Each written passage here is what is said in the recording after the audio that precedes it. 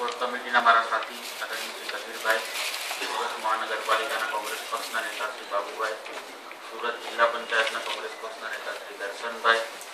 प्रदेश समितिना मारा साथी भाई श्री फिरोजभाई,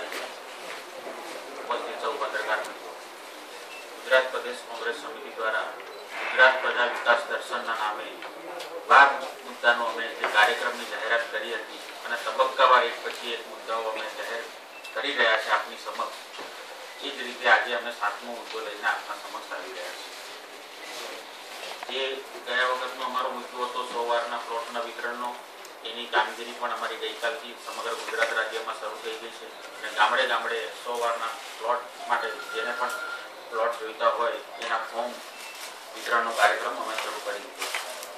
आज अमे खास युवानो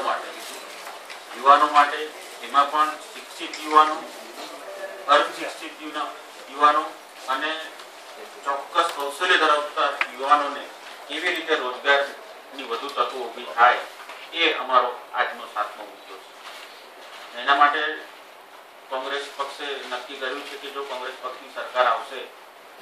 તો જે છેલ્લા 10 વર્ષમાં સરકારી ભરતીઓ થઈ નથી અને સરકારી ભરતીઓ જે થઈ પણ છે એ ફિક્સ પગારની થઈ છે અને એમાં પૂરું વેતન પણ ચૂકવવામાં આવ્યું નથી, તો અમારી સરકાર આવશે અમે 1 લાખ જેટલી જે સરકારી કર્મચારીઓની ખાલી જગ્યા છે એ ખાલી જગ્યાઓ અમે પૂરી જાહેરાત પાડીને ગુજરાતના યુવાનોથી આ ખાલી જગ્યાઓ અમે ભરીશું અને સાથે સાથે આ જે યુવાનોની ભરતી થશે